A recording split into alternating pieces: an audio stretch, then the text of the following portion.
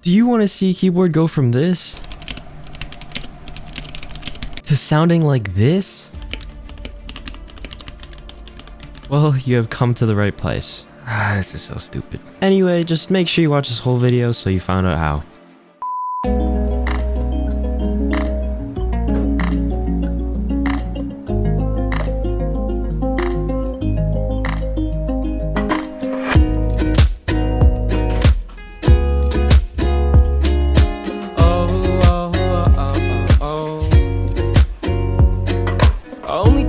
In the nighttime, always in the nighttime, up too late, lying on the floor, thinking I've been here for so long, just a little too long, think I need to get out of the door. But I've never been a brave one, always was a tame one, always double checked all that I knew, but that safety is a danger, yeah, there's only one way out, it's through, through and through, oh, through and through, I'll find my way to you, though I'll admit it may take me some time, oh, through and through.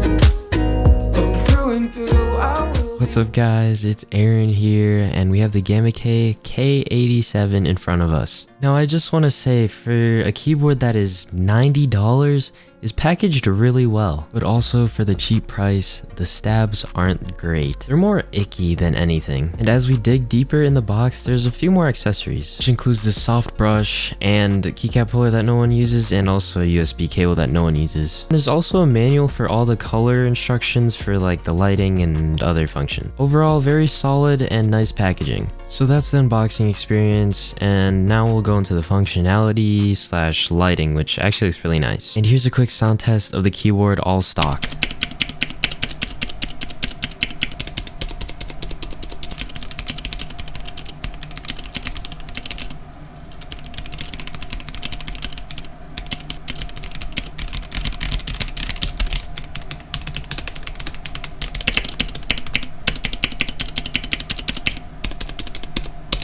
So yeah, not the best. However, there is a big plus. As you dig into the keyboard, you will notice that it is actually hot swap, a 5-pin hot swap PCB. This is great because you can use any 3-pin and 5-pin switch on this board.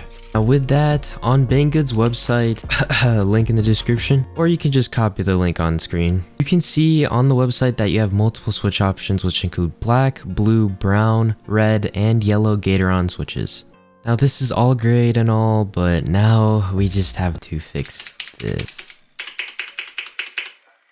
Yeah. By the way, I just want to say that I'm not a professional whatsoever, so this may not be suitable for beginners, but I can try. To start off the modding process, we have some very nice linears which are called alpacas, and they are lubed and filmed from shift boards. Next, we have band-aids for the stabilizers, and we have some very nice dielectric grease for... This is how we're going to be using it. It's called plugging the butt.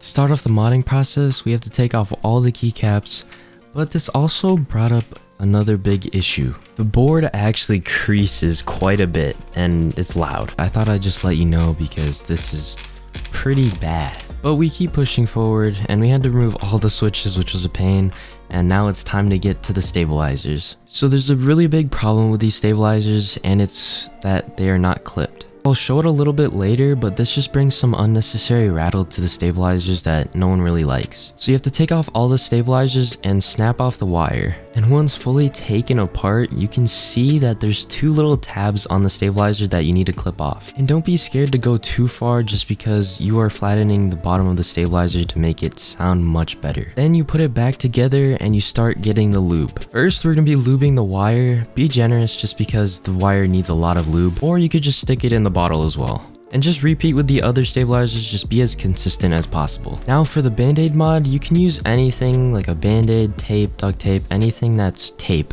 And the main purpose of it is to remove that wobble you see. So upon removing the stabilizer, make sure you use some tweezers, some small screwdriver to make sure that the tape is actually fully pressed down. I personally ended up using some green tape here, and it fit the stabilizer perfectly. As you can see, it doesn't move anymore. This is perfect, but we also have to test it. So just grab a switch and the key and start doing this. And just repeat for all the other stabilizers.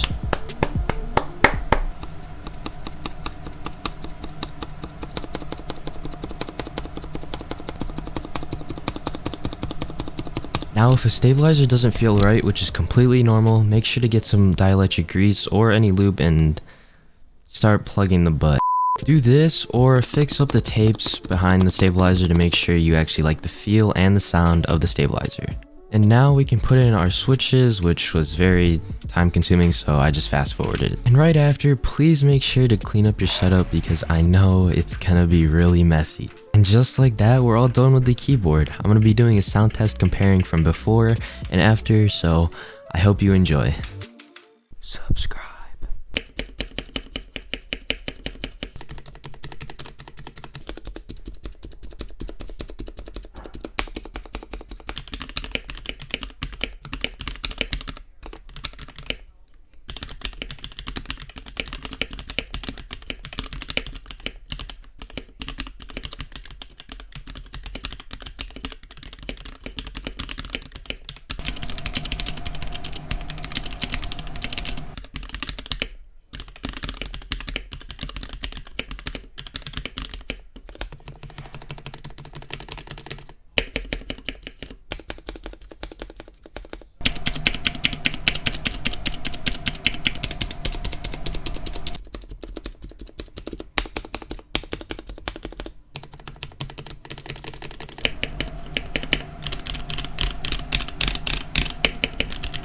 So there is actually one big problem, which is where if you don't have a transparent housing as a switch, the lighting doesn't go through the top and it just doesn't look as good. The side glow is still there, so it does still look really nice. That's just one thing to keep in mind if you want to buy this keyboard and put in some other switches. So after modding and all the switch changes, we have to make sure that we test the whole board, and actually one switch wasn't working, which was the bracket switch. It's a simple fix, just take it out and unbend the pin. Now another thing that bothered me was the tilt of the keyboard, so I actually had to go and grab a wrist rest, which made the typing experience feel much better. The wrist rest that I'm using is from HyperX, and it's actually memory foam, which feels really nice. Just this little addition made the keyboard feel 10 times better, and it also boosted my typing speed. It's not that much of a deal, but it's just another thing to keep in mind. And also my normal typing speed is actually 111, so not bad. So if you are interested in this keyboard, make sure to use the link in the description.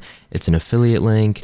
It helps support the channel and helps me to continue to make awesome videos for you guys. Now, would I say it's worth it? Well, it does depend. If you like the looks of it and don't care about the feel, then go for it. This keyboard does need a lot of modding to make it sound and feel good, so just keep that in mind. I would just like to thank you for your time, for watching, and make sure to subscribe and check out some other videos. Peace!